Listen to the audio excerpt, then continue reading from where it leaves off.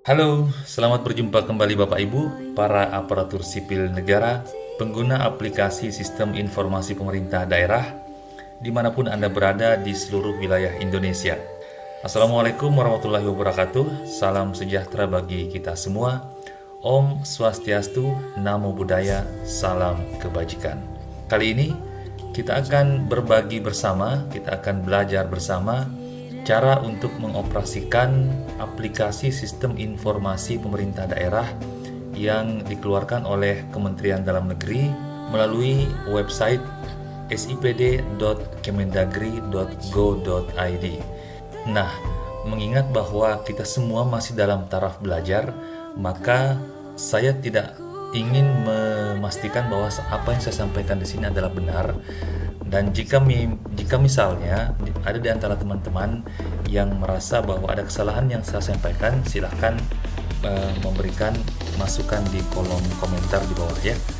Nah, sebelum kita lanjut, saya tentunya meminta kepada teman-teman untuk menekan tombol subscribe dan juga tombol like, serta jangan lupa untuk menekan tombol lonceng di sebelah kanan tombol subscribe agar teman-teman tetap mendapatkan pemberitahuan ketika saya mengupload kembali lanjutan dari video ini, karena saya akan mengupload video ini dalam beberapa bagian, mengingat bahwa aplikasi ini adalah aplikasi yang sangat kompleks, yang sangat lengkap, yang tentunya untuk memberikan sharing penggunaan atau sharing tata cara penggunaan membutuhkan waktu yang cukup lama. Oleh karena itu, untuk menghindari kapasitas video yang sangat besar, saya akan menguploadnya dalam beberapa bagian. Baiklah Bapak Ibu sekalian, kita langsung saja masuk ke dalam browser.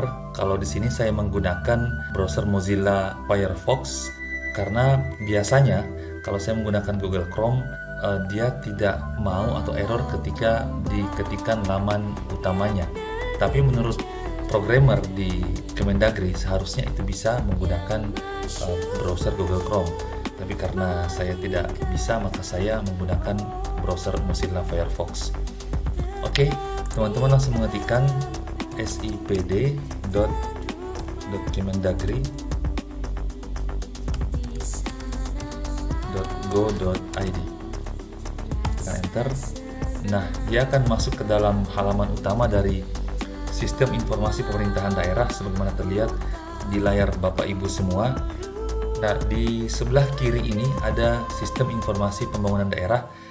Menu ini adalah tempat untuk menyusun mulai dari rencana kerja pemerintah daerah atau RKPD, kemudian menyusun dokumen KUA dan PPAS, serta menyusun APBD sehingga keluarannya adalah RKA dan DPA. Sedangkan untuk tombol yang di tengah ini atau menu yang di tengah ini, Sistem Informasi Keuangan Daerah, adalah terkait dengan tata cara penatausahaan dan pengelolaan keuangan daerah hingga ke pelaporan dan evaluasi. Namun karena Permendagri nomor 13 tahun 2006 masih dalam tahap revisi, sehingga menu ini belum diaktifkan. Oleh karena itu kita hanya akan fokus pada menu Sistem Informasi Pembangunan Daerah. Silahkan Bapak Ibu klik. Nah, setelah Bapak Ibu klik, di sini akan muncul peta Indonesia. Kemudian ketika Bapak Ibu menyorot atau meletakkan kursor di atas masing-masing wilayah provinsi akan berwarna seperti ini. Silakan diklik wilayah provinsinya masing-masing, kemudian akan muncul kabupaten kotanya. Untuk Bapak Ibu yang ada di provinsi, silakan diklik langsung provinsinya. Saya akan mengklik kabupaten saya, yaitu Kabupaten Bulukumba. Nah, ketika itu diklik, maka akan muncul permintaan untuk mengisi username dan password. Username dan password ini adalah username dan password untuk super admin, dalam hal ini level sekretaris daerah. Dan ini sudah dibagikan oleh Kementerian Dalam Negeri melalui surat resmi. Oke, saya langsung inputkan. Kemudian kita masukkan passwordnya. Salah. Tekan tombol login. Nah, sukses. Akan login. Ada permintaan untuk men-save password. Silakan save. Nah, setelah kita masuk di sini, yang pertama harus kita lakukan adalah menginput tahun anggaran. ya tahun anggaran dengan mengklik tombol tambah ini. Nah, di sini di tahun anggaran disarankan untuk memulai dengan tahun anggaran 2020 sebagai tempat untuk belajar. Seperti itulah yang diungkapkan oleh Bapak, Ibu, atau teman-teman di Kemendagri yang membuat aplikasi ini. Gunanya adalah jika terjadi kesalahan, maka Bapak Ibu tidak akan repot untuk meminta perbaikan ke tim teknis. Jadi kita disarankan untuk membuat dulu database tahun anggaran 2020 karena data-data yang terinput di dalam tahun anggaran ini tidak akan dipergunakan. Namun jika data yang terinput di dalam tahun anggaran ini sudah benar, maka nanti menurut tim teknis akan dapat diekspor atau diangkut datanya ke database tahun anggaran 2021 yang real. Selanjutnya silakan diinput nama kepala daerah, kemudian wakil kepala daerah, kemudian diinputkan periode RPJM. Kalau di tempat kami periode RPJM-nya adalah 2016 sampai 2021. Selanjutnya diinputkan pelaksana RKPD dan RKPD perubahan. Di sini ada dua pilihan. Yang pertama Bapeda dan keuangan. Pilihan di sini adalah penting karena yang dipilih di sini atau OPD yang dipilih di sini apakah Bapeda atau keuangan lah yang akan memiliki kewenangan untuk menentukan jadwal penyusunan RKPD atau rancangan awal RKPD, kemudian rancangan RKPD dan rancangan akhir RKPD. Selanjutnya pelaksana KUA, PPA dan KUPA. Di sini kalau menurut aturan yang baru sebenarnya sudah berada atau sudah menjadi kewenangan dari keuangan, atau mungkin masih ada juga daerah yang kewenangan penyusunan KUA dan PPAS berada di Bapeda, silahkan dipilih Bapeda. Kalau di daerah kami untuk tahun anggaran 2021 itu masih berada di Bapeda. Kemudian pelaksana RAPBD di sini adalah yang berwenang untuk menyusun RAPBD dan RAPBD perubahan. Dalam hal ini tentunya adalah keuangan. Dan yang terakhir, posisi sekretariat daerah, apakah dia pengguna anggaran atau dikuasakan. Kalau di tempat kami sekretaris daerah adalah pengguna anggaran. Oke, setelah ini semua selesai, yang pertama tahun anggaran 2020 digunakan untuk belajar, mengingat bahwa aplikasi ini sangat riskan, di mana ketika sudah dilakukan penguncian maka akan sulit untuk diadakan perubahan kembali atau mengembalikan data yang sudah ada. Oleh karena itu, kita sangat disarankan untuk menggunakan tahun anggaran 2020 sebagai tempat untuk latihan bersama seluruh OPD di daerah Bapak Ibu, dan pun kiranya jika data-data master tahun anggaran 2020 itu misalnya nama OPD, kemudian program dan kegiatan, kemudian data user lurah dan kepala desa, dan data-data master lainnya masih sama untuk tahun anggaran 2021, maka tim teknis bersedia untuk membantu Bapak Ibu untuk memindahkannya dari tahun anggaran 2020 ke tahun anggaran 2021. Jadi Bapak Ibu tidak perlu menginputkan kembali data-data master untuk di tahun anggaran 2021. Seperti itu. Selanjutnya kita klik tombol simpan. Setelah mengklik tombol simpan, maka akan muncul database untuk tahun anggaran 2020. Sebelum saya lanjut, saya ingin sampaikan bahwa jika teman-teman ada di antara teman-teman yang sudah terlanjur membuat database tahun anggaran 2021, maka biasanya itu tidak akan bisa lagi membuat database tahun anggaran 2020.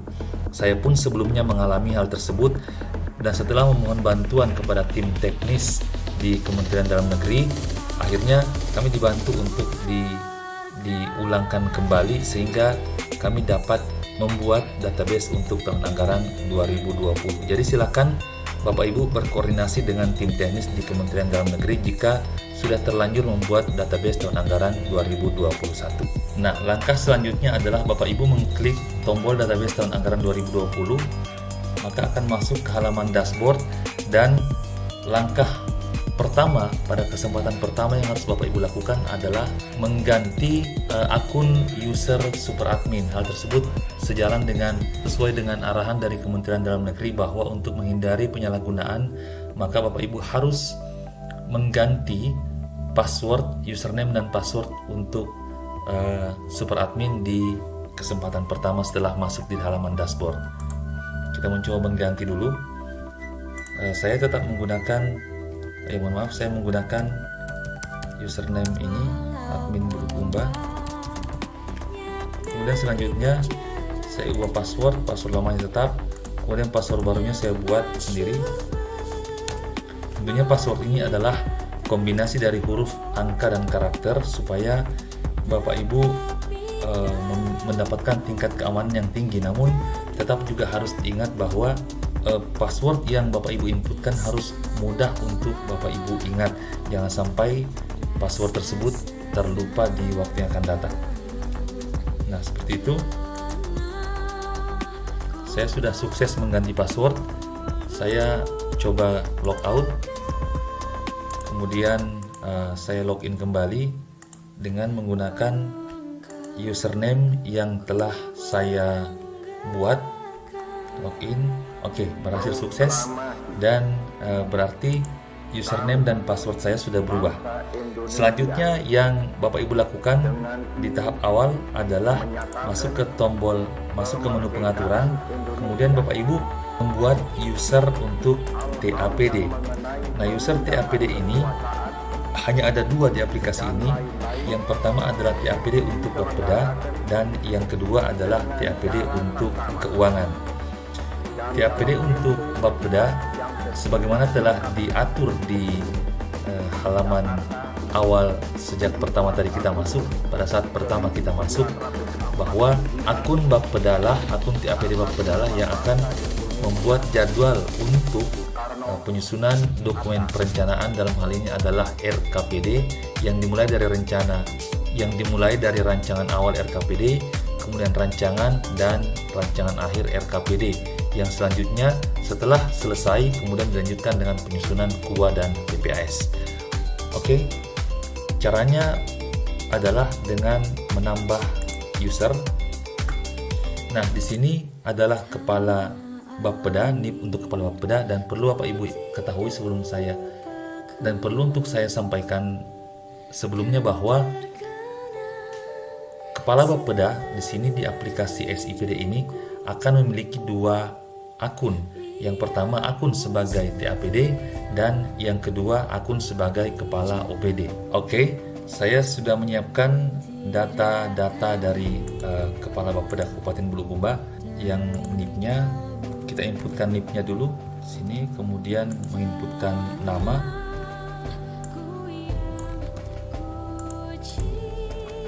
Selanjutnya Bapak Ibu membuatkan username untuk kepala Bapeda selaku TAPD.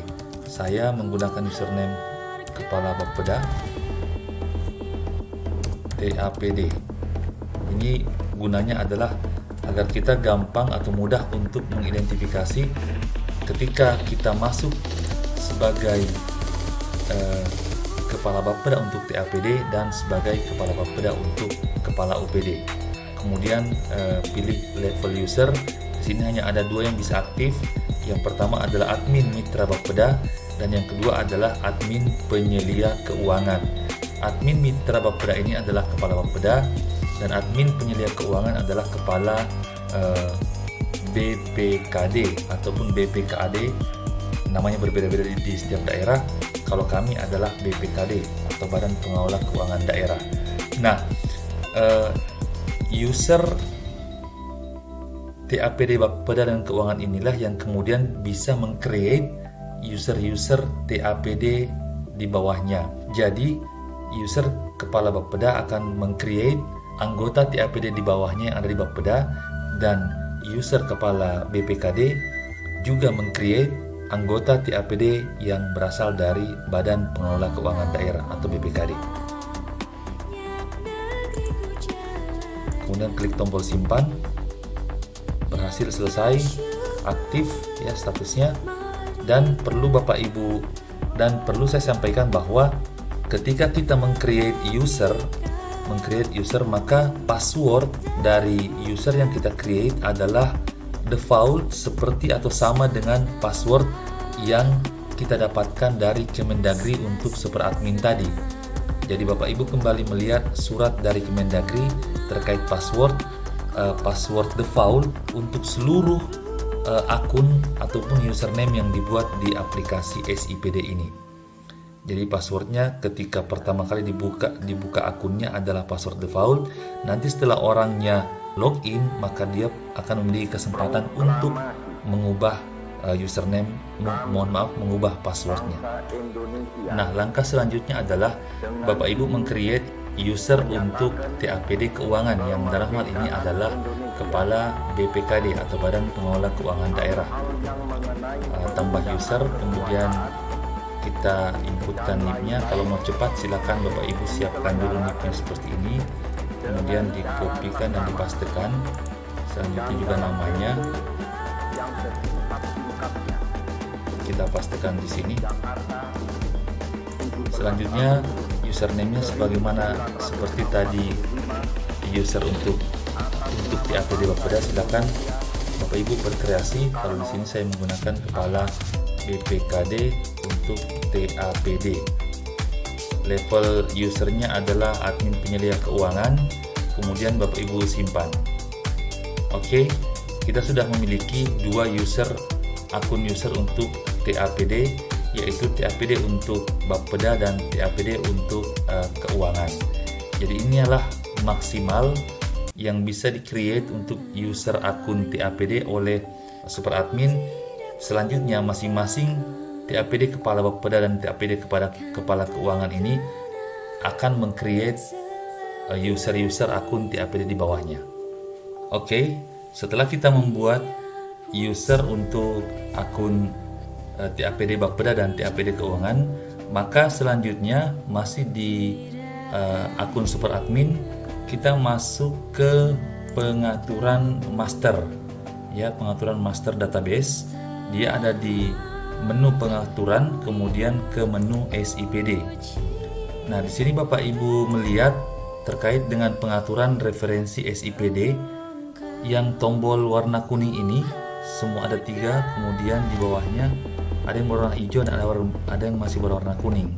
Nah, yang masih berwarna kuning ini berarti Bapak Ibu perlu untuk mengcopy database dari Permendagri nomor 90 yang ada di dalam master aplikasi ini ke master aplikasi milik Bapak Ibu semua. Jadi perlu saya ulangi sekali lagi bahwa kegunaan dari proses ini adalah untuk mengcopy daftar database, baik itu program kegiatan, kemudian akun pendapatan, belanja dan pembiayaan, serta sumber pendanaan yang ada di dalam Permendagri 90 ke akun master dari aplikasi Bapak Ibu sekalian. Cara untuk mengkopinya adalah tinggal mengklik tulisan warna biru ini, klik di sini, kemudian selesai. Selanjutnya untuk akun pendapatan, belanja dan pembiayaan diklik juga, maka warnanya akan berubah dari warna kuning menjadi warna hijau. Selanjutnya sumber pendanaan juga diklik. Nah, seperti itu. Nah, terkait dengan user TAPD dan perangkat daerah dan user admin SKPD, dia akan otomatis berubah sendiri menjadi berwarna hijau setelah Bapak Ibu menginputkan usernya. Jadi seperti tim TAPD ini sudah berubah berwarna hijau tadi karena kita sudah menginput 2 orang, yaitu TAPD Bapeda dan TAPD Keuangan. Sebentar kalau kita sudah menginput juga username untuk kepala OPD, maka ini juga dari berwarna kuning akan berubah menjadi berwarna biru. Oke, kemudian kita perhatikan nama kepala daerah sudah benar, data-data lainnya juga sudah benar, maka kita klik simpan. Sukses, sudah selesai. Selanjutnya Bapak Ibu logout untuk kemudian kita login dengan menggunakan akun TAPD Bapeda. Kami, bangsa Indonesia, tadi sudah saya sampaikan kepada Bapak Ibu bahwa ketika kita di aplikasi ini, ketika kita membuat username, maka passwordnya adalah default. Default itu dalam artian sama dengan password yang diberikan pertama dari Kemendagri untuk user akun super admin. Dan dalam tempo yang sesingkat-singkatnya. Kita berhasil masuk ke akun untuk TAPD Kepala Bapeda. Nah, seperti saya sampaikan sebelumnya bahwa telah kita setting untuk penyusunan RKPD, baik itu RKPD pokok maupun perubahan, maka yang berwenang adalah Bapeda, sehingga yang berwenang untuk menyusun jadwal daripada penyusunan dokumen rancangan awal RKPD, kemudian rancangan RKPD dan rancangan akhir RKPD itu adalah TAPD Kepala Bapeda. Untuk menyusun jadwal, TAPD Kepala Bapeda masuk ke pengaturan, kemudian klik tombol jadwal, dan selanjutnya perencanaan dan penganggaran. Akan terbuka jendela jadwal tahapan. Bapak Ibu kemudian klik tombol tambah. Di sini ada tahapan, dipilih tahapan. Kalau tadi di tahap awal kita sudah memilih atau menentukan bahwa penyusunan RKPD itu dilakukan oleh Bapeda, selanjutnya KUA dan PPAS juga dilakukan oleh Bapeda, serta RKPD perubahan dan KUA dan PPAS perubahan juga dilakukan atau disusun oleh Bapeda. Seandainya di depan tadi kita memilih bahwa penyusunan KUA PPAS dan KUA PPS perubahan itu disusun oleh keuangan, maka tahapan di sini yang akan muncul hanya tahapan RKPD tanpa RKPD dan RKPD perubahan. Sedangkan KUA dan PPAS serta KUA dan PPS perubahan itu akan pindah ke TAPD keuangan. Oke, Bapak Ibu, kita pilih RKPD, kemudian ada sub tahapan. Ini adalah tahapan besar yang tercantum di dalam Permendagri nomor 86 tahun 2017, di mana dalam menyusun RKPD ada rancangan awal, kemudian ada rancangan, selanjutnya dilakukan musrembang, dan yang terakhir adalah rancangan akhir, selanjutnya penetapan. Kita masih di tahap awal, yakni menyusun rancangan awal RKPD. Kemudian di sini ada sub tahapan tergantung daerah apakah Bapak Ibu ingin menginput sub tahapan di dalam tahapan rancangan awal ini atau tidak. Terserah Bapak Ibu, bisa diinput bisa tidak. Kemudian selanjutnya kita mekanisme pelaksanaannya. Nah, di sini ada dua, yaitu menggunakan rincian belanja dan tidak menggunakan rincian belanja. Aplikasi ini sudah mengakomodir proses untuk menentukan pagu indikatif dari dokumen perencanaan kita yang terukur. Jadi ketika kita memilih untuk menggunakan rincian belanja dalam menentukan pagu indikatif, maka ketika kita menyusun RKPD, menyusun renja OPD, sudah ada komponen belanja yang diperhitungkan di dalam menentukan pagu.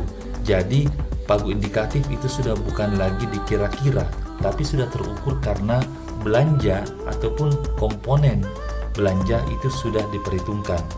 Namun kembali lagi tentunya kepada kebijakan masing-masing daerah, karena ini tentunya terkait dengan database yang perlu untuk kita siapkan di tahap awal juga. Kalau kita ingin menggunakan rincian belanja, misalnya SSH, kemudian ASB, dan database lainnya terkait dengan penentuan atau perhitungan belanja pada objek belanja masing-masing.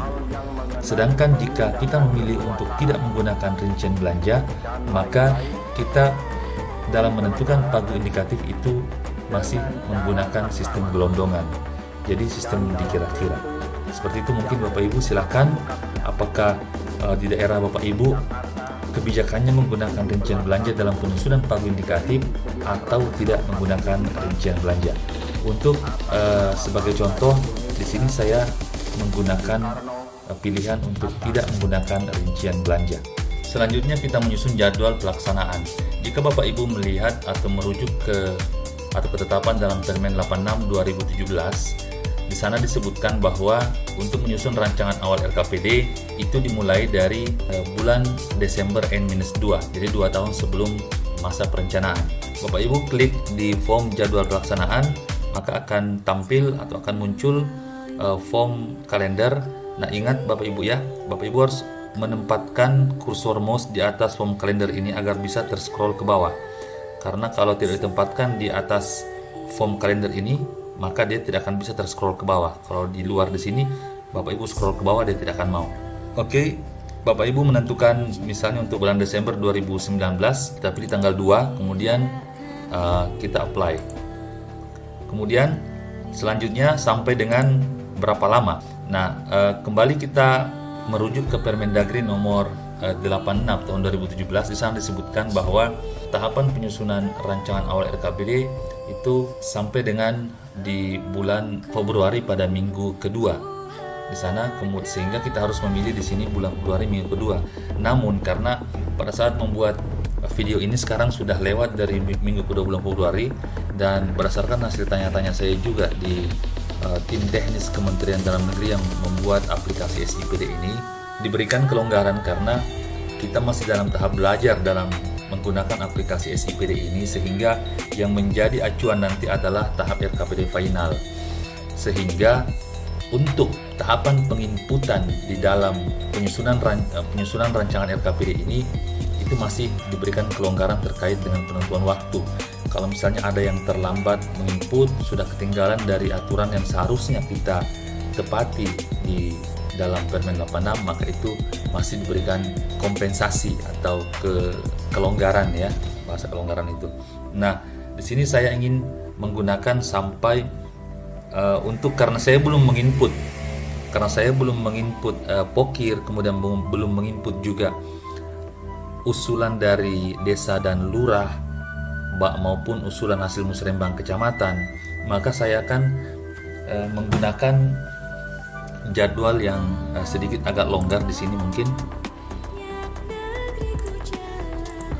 Nah, saya gunakan di sini kalau perlu sampai di bulan Maret ya, sampai di bulan Maret akhir, agar tahapan penginputan saya agak longgar. Nah, di sini. Jadi, kemudian kita apply. Nah, sudah selesai.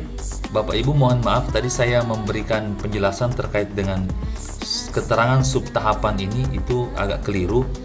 Yang benar adalah di sini diisi tentang keterangan dari sub tahapan yang telah diinput di sebelumnya. Jadi kita menjelaskan tentang atau memberikan keterangan tentang rancangan awal dari RKPD yang saat ini kita susun.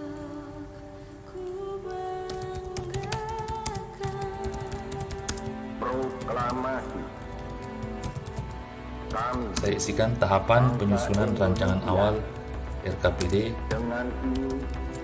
2021. Nah, seperti ini. Kemudian saya simpan. Sukses tersimpan jadwalnya. Jadi RKPD untuk rancangan awal, yakni tahapan penyusunan rancangan awal RKPD 2021 sudah aktif dengan masa waktu pelaksanaan dari bulan Desember 2019 sampai 31 Maret 2020. Nah, tahapan selanjutnya adalah kita masih di dalam akun TAPD, ke pengaturan, kemudian kita menyusun jadwal untuk reses atau pokir, kemudian jadwal untuk aspirasi masyarakat. Ini penting, penyusunan jadwal ini penting untuk dilakukan karena Bapak Ibu tidak akan bisa untuk menginput usulan pokir dari DPR di aplikasi SIPD ini jika jadwal dari usulan reses atau pokir belum Bapak Ibu buat. Pun demikian dengan jadwal untuk aspirasi masyarakat. Jika Bapak Ibu belum membuat jadwal untuk aspirasi masyarakat, maka Bapak Ibu tidak akan bisa untuk menggunakan akun dari kepala desa atau lurah untuk menginput usulan hasil musrembang desa atau musrembang kelurahan. Oke, kita akan menyusun jadwal untuk usulan reses atau pokir. Kita tambah jadwal, kemudian di tahapannya kita pilih tahapan usulan pokir. Kemudian untuk subtahapan kita isikan jadwal penginputan usulan pokir dalam rancangan awal RKPD. Selanjutnya, untuk jadwal pelaksanaan perlu kita mengingat kembali aturan yang ada di dalam Permendagri 86. Di sini Bapak Ibu bisa melihat di pasal 178 tentang penelaahan pokok-pokok pikiran DPRD dalam penyusunan RKPD. Di ayat 5 disebutkan bahwa pokok-pokok pikiran DPRD disampaikan paling lambat 1 minggu sebelum musrembang RKPD dilaksanakan. Yang dimaksud musrembang RKPD di sini adalah musrembang RKPD kabupaten. Nah, oleh karena itu maka penyusunan jadwal ini masih agak longgar karena pada saat video ini saya buat, kami masih sementara melaksanakan musrembang kecamatan atau musrembang di tingkat kecamatan. Dan kembali lagi ke keterangan dari yang diberikan oleh bapak-bapak tim teknis di Kementerian Dalam Negeri bahwa jadwal penyusunan yang digunakan di dalam aplikasi SIPD ini di tahap awal atau di tahap transisi sekarang itu masih diberikan kelonggaran. Yang perlu untuk diperhatikan nanti hanyalah pada tahapan rancangan akhir atau finalisasi daripada RKPD. Nah, terkait jadwal-jadwal sebelumnya terkait dengan penyusunan dokumen perencanaan RKPD ini, maka itu masih diberikan kelonggaran oleh pihak Kementerian Dalam Negeri. Namun perlu dicatat bahwa ini hanyalah petunjuk lisan ya, tidak ada tertulisnya. Oke, kita kembali ke aplikasi. Berarti di sini saya kemudian berinisiatif untuk mengisi jadwal penginputan untuk pokok-pokok pikiran. Itu saya akan memulainya di bulan Januari 2020, awal Januari, kemudian kita apply sampai dengan jadwal akhir yang tadi telah saya buat untuk rancangan awal RKPD. Jadwal akhir dari rancangan awal RKPD yakni tanggal 30, mohon maaf sebelum jadwal akhir dari rancangan RKPD, mungkin saya membuatnya di minggu ke-3 bulan Maret supaya ada sedikit kelonggaran waktu. Perlu Bapak Ibu ingat juga, kembali berdasarkan keterangan dari bapak-bapak tim teknis di Kementerian Dalam Negeri mengatakan bahwa jadwal yang sudah dibuat ini jika belum dikunci itu masih bisa direvisi, masih bisa diedit. Jadi nanti Bapak Ibu bisa mengedit jadwal jika misalnya dibutuhkan atau mungkin ada pertimbangan bahwa jadwal tersebut harus direvisi. Karena mengingat tahapan ini perlu untuk diperpanjang waktunya atau mungkin perlu untuk dipersingkat waktunya. Jadi jadwal ini bisa direvisi Bapak Ibu ya. Oke, kita simpan. Sukses menyimpan jadwal untuk penginputan pokir DPRD dalam rancangan awal RKPD. Selanjutnya kita ke jadwal penginputan aspirasi masyarakat. Sama seperti yang dilakukan sebelumnya, pada penyusunan jadwal sebelumnya kita tambah, kemudian pilih tahapan aspirasi masyarakat, kemudian nama subtahapannya adalah penginputan usulan hasil musrembang desa musmiring kelurahan. Kemudian kita klik selesai subtahapnya, kita ke jadwal pelaksanaan. Nah, karena tidak diatur di dalam Permendagri 86, maka kami sendiri di daerah kami biasanya kami menekankan untuk melaksanakan musrembang desa atau kelurahan bagi yang belum melaksanakan atau belum menggabungkannya dengan musrembang desa untuk dana ADD dan BDD itu di bulan Januari N-1.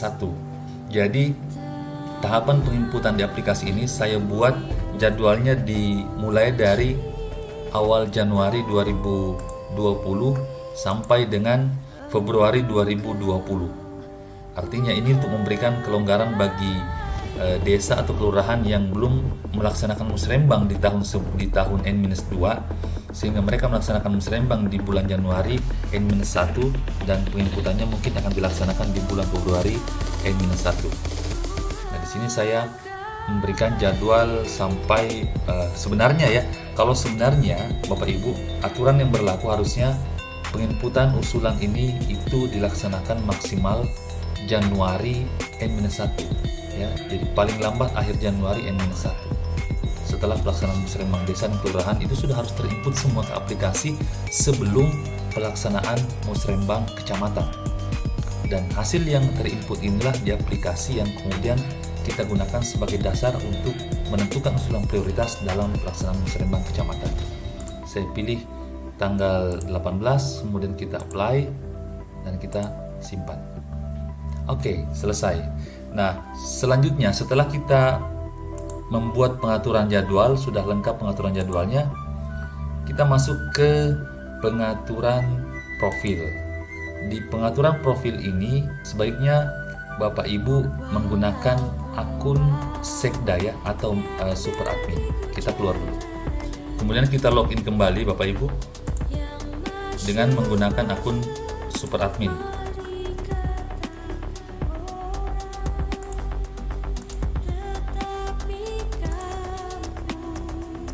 Diulang. Oke.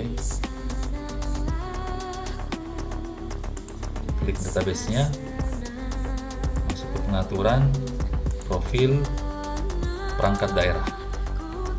Nah, seperti Bapak Ibu lihat, saya pada dasarnya telah membuat akun dari seluruh perangkat daerah yang ada di daerah saya, di daerah kami. Ini sudah komplit. Nah, Bapak Ibu jika belum membuat, bisa langsung ditambahkan di sini. Ada dua pilihan. Yang pertama SKPD atau unit SKPD.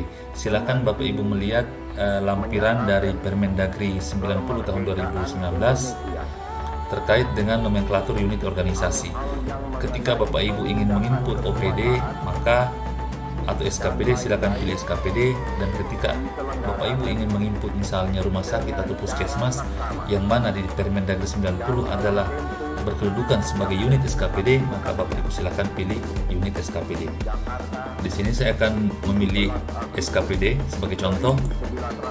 Nah, Bapak Ibu melihat di sini ada kode bidang urusan 1, urusan 2, bidang urusan 3.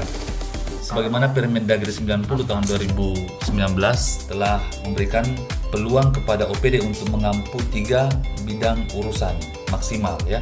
Nah, form perangkat daerah ini itu sudah sesuai dengan kode nomenklatur OPD yang ada di dalam Permendagri 90. Bapak Ibu melihat jika kita ke lampiran Permendagri 90 terkait dengan nomenklatur perangkat daerah, di sini Bapak Ibu bisa melihat ada 4 kolom ya, ada 5 kolom, ada XX-nya di belakang. Ada 5 kolom di sini Bapak Ibu. Kolom pertama adalah bidang urusan pertama yang diampu. Kemudian kolom kedua adalah kode bidang urusan kedua yang diampu, dan kolom ketiga adalah kode bidang urusan ketiga yang diampu oleh satu OPD atau SKPD. Jika satu SKPD mengampu 3 bidang urusan, maka seluruh kode dari kolom ini akan terisi. Bapak Ibu lihat, nah seperti ini, jadi tiga-tiganya akan terisi. Dan kolom keempat ini adalah kode daripada SKPD itu sendiri. Biasanya kalau kita melihat Permendagri 90 ini dimulai dari 01, kemudian yang berikutnya adalah 02, 03 dan 04. Nah, bagaimana jika misalnya OPD atau SKPD di daerah Bapak Ibu tidak ada tercantum di dalam lampiran dari nomenklatur OPD dari Permendagri 90 ini? Saya pernah mempertanyakan hal tersebut ke tim teknis di Kementerian Keuangan, dan dijawab bahwa terkait dengan nomenklatur OPD, maka tetap yang diutamakan adalah peraturan daerah atau peraturan bupati yang ada di tempat Bapak Ibu semua. Jadi kalau misalnya kita punya OPD yang tidak ada di dalam daftar ini, ya silahkan ditambahkan menjadi ada kode 05 misalnya. Jadi yang penting adalah urusan yang diampu maksimal 3, kemudian kodenya silahkan Bapak Ibu berkreasi sendiri sesuai dengan peraturan daerah ataupun peraturan bupati tentang perangkat daerah di daerah Bapak Ibu masing-masing. Oke, saya mengambil contoh Bapeda. Bidang urusannya adalah perencanaan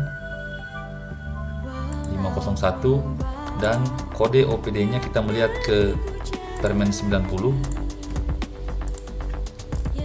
search saja. Nah, di sini perencanaan Badan Perencanaan Pembangunan Daerah, kode OPD-nya adalah 01. Nah, ini yang kita gunakan. Kalau misalnya di daerah Bapak Ibu sudah tergabung antara Badan Perencanaan dengan Penelitian dan Pengembangan, berarti kode OPD-nya adalah 02. Seperti itu. Kalau misalnya ada lagi yang lain di daerah Bapak Ibu, misalnya menambahkan satu urusan lagi, Badan Perencanaan, Penelitian dan Pengembangan dan Pariwisata misalnya, silakan Bapak Ibu menambahkan kode 03 di sini dengan bidang urusan yang diampu masing-masing di dalam aplikasi SIPD ini. Berarti saya menginput kode 01 untuk Bapeda, kemudian nama kepala SKPD silahkan diinputkan nama kepala SKPD-nya, nama SKPD-nya paling bagus, atau jika Bapak Ibu ingin cepat dalam menginput, silahkan dibuat dulu daftar di dalam bentuk file Excel, kemudian Bapak Ibu tinggal copy paste ke dalam form-form dari aplikasi SIPD ini. NIP-nya silahkan diisikan, saya mengisi sembarang saja karena pada dasarnya ini sudah saya inputkan semuanya. Kemudian nama kepalanya, nama kepala OPD-nya, kemudian pangkatnya, statusnya, apakah dia adalah pengguna anggaran atau kuasa pengguna anggaran. Biasanya jika statusnya adalah OPD atau SKPD, maka dia adalah pengguna anggaran. Dan jika dia misalnya adalah unit daripada SKPD, maka dia adalah kuasa pengguna anggaran. Seperti itu. Jika OPD memiliki pendapatan, maka silahkan diberikan akses untuk menginput pendapatan daerah. Jika bukan OPD pendapatan, maka Bapak Ibu tidak usah mencentang form ini. Kemudian Bapak Ibu klik tombol simpan. Saya sudah membuat OPD Bapeda sehingga saya tidak perlu mengklik tombol simpan ini. Setelah Bapak Ibu input kepala OPD-nya, pilih garis 3, kemudian user admin. Jika user OPD-nya masih baru diinput, maka akan muncul seperti ini, akan ada tanda seru, kemudian tulisan user admin perlu dimutakhirkan. Bapak Ibu tinggal mengklik, nah seperti ini, Dinas Kehutanan. Ini saya input karena saya belum mendapatkan info tentang data dari Kepala Dinas Kehutanan dan Perkebunan, maka masih menggunakan NIP seperti ini dan nama seperti ini. Jadi jangan dulu, kita pilih yang lebih lengkap, misalnya ya belum juga, mungkin ini. Nah ini sudah lengkap tapi belum dimutakhirkan. Maksud dari pemutakhiran ini adalah untuk memfikskan username dan password daripada kepala OPD ini. Jika belum dimutakhirkan, maka kepala OPD ini belum bisa mengakses masuk sebagai kepala OPD. Jadi dia belum bisa menggunakan username dan passwordnya untuk masuk ke dalam aplikasi SIPD ini. Kita mutakhirkan dengan mengklik tombol simpan. Sukses selesai. Bapak Ibu bisa mencoba menggunakan user admin untuk Dinas Peternakan dan Kesehatan Hewan. Tinggal di copy NIP-nya.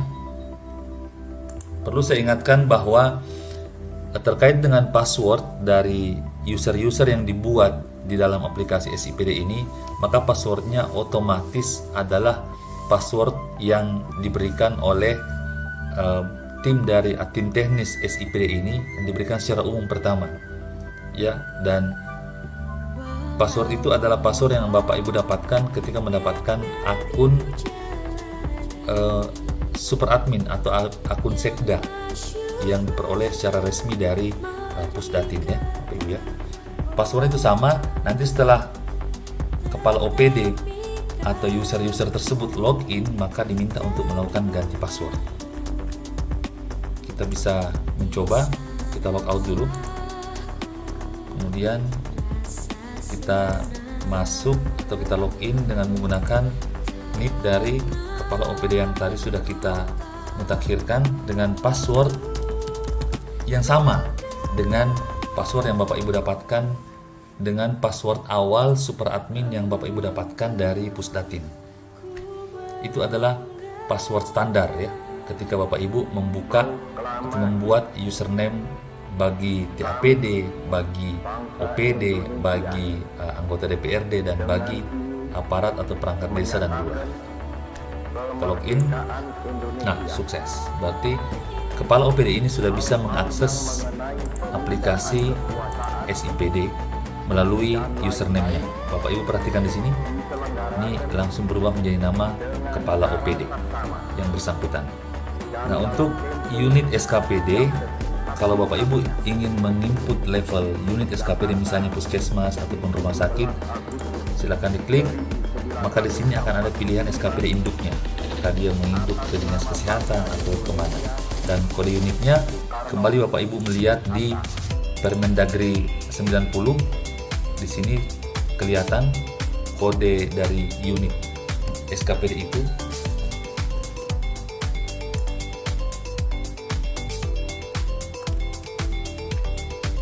Dan ini adalah hasil kreasi dari Bapak Ibu ya, disesuaikan dengan daerah Bapak Ibu masing-masing. Kemudian nama unit SKPD-nya, setelah itu diinput ini kepala, nama kepala, sama dengan proses penginputan dari SKPD sebelumnya. Kemudian Bapak Ibu klik tombol simpan. Saya tidak mengklik tombol simpan karena saya sudah melakukan penginputan dari data perangkat daerah. Kemudian selanjutnya setelah selesai kita melakukan penginputan untuk data profil dari perangkat daerah sekaligus juga username dan password untuk kepala perangkat daerah, maka Bapak Ibu ke tab user, kemudian pilih user anggota dewan. Nah, di sini Bapak Ibu silakan menginput user untuk anggota DPRD dengan mengklik tombol tambah user, kemudian nama anggota DPR-nya, kemudian fraksinya, dapilnya ya, dapil berapa diisi dalam bentuk angka, kemudian silakan username-nya Bapak Ibu isi masing-masing, kemudian inputkan NIK-nya, penting ini Bu ya, Bapak Ibu ya, kemudian emailnya, nomor telepon, alamatnya serta kabupaten kotanya, kecamatannya di mana, dan kelurahannya di mana. Seperti ini. Ini harus, jadi sebelum menginput data-data ini Bapak Ibu harus miliki secara lengkap ya, baik nama anggota DPR, fraksinya, dapilnya, username dibuat sendiri, kemudian NIK-nya, emailnya, dan nomor teleponnya, dan data-data lainnya. Seperti itu. Setelah itu Bapak Ibu klik tombol simpan. Saya tidak mengkliknya karena saya sudah melakukan penginputan untuk data pengaturan user anggota dewan ini. Perlu Bapak Ibu ingat kembali bahwa setelah membuat user untuk anggota DPRD, maka passwordnya adalah password default yang Bapak Ibu dapatkan pertama dari Pusdatin. Selanjutnya Bapak Ibu menginput user untuk kelurahan dan desa. Di sini seharusnya Bapak Ibu di aplikasi Bapak Ibu masing-masing, itu sudah ada database kecamatan dan desa serta kelurahan yang ada di daerah Bapak Ibu. Kalau saya semua sudah lengkap dengan 7 halaman daftar ya. Di seluruh kecamatan dan semua desa serta kelurahan sudah tercantum di aplikasi ini. Jadi Bapak Ibu tinggal menambahkan dengan mengklik tombol garis 3 ini, silakan, kemudian buat user. Khusus untuk Kelurahan Mario Renu di Kecamatan Gantarang, nama kepala desanya diinputkan, kemudian username-nya silakan dibuatkan, selanjutnya NIK-nya, NPWP-nya diisi, formatnya harus sama Bapak Ibu ya. Jadi format NIK harus sama dengan format NIK yang benar, karena menurut informasi dari tim teknis bahwa data NIK yang Bapak Ibu inputkan itu akan dikonfrontir dengan data NIK pada database kependudukan, dan jika ditemukan NIK palsu akun itu akan langsung disuspend atau akan dihapus. Sama dengan data NPWP, ini akan dikonfrontir juga dengan data yang ada di kantor pajak terkait dengan NPWP. Jika ditemukan NPWP yang palsu atau nomor NPWP yang tidak sesuai dengan yang ada, maka akun yang diinputkan dengan NPWP ini akan dimatikan. Kemudian inputkan email, nomor telepon, alamat, kemudian kabupaten kota, sama dengan tahapan penginputan user untuk anggota DPR tadi, desa kelurahan, dan selanjutnya Bapak Ibu klik tombol simpan. Seperti itu seterusnya diinputkan untuk seluruh desa dan kelurahan yang ada di wilayah Bapak Ibu semua. Jadi semua desa dan semua kelurahan harus ada username-nya agar bisa digunakan untuk menginput usulan masyarakat yang terlembagakan di dalam musrembang desa dan kelurahan. Nah, seperti itu sampai di tahapan penginputan username masih ada username yang harus diinput, yakni penyelia inspektorat, kemudian penyelia barang dan jasa, admin standar harga, dan masyarakat. Tapi insya Allah akan saya perlihatkan cara penginputannya di video berikutnya. Oke, jangan lupa subscribe Bapak Ibu ya untuk mendapatkan pemberitahuan ketika video berikutnya telah saya upload. Oke, demikian dulu untuk video kali ini. Salam dari saya, sukses terus, dan jangan lupa tetap semangat dan berkarya.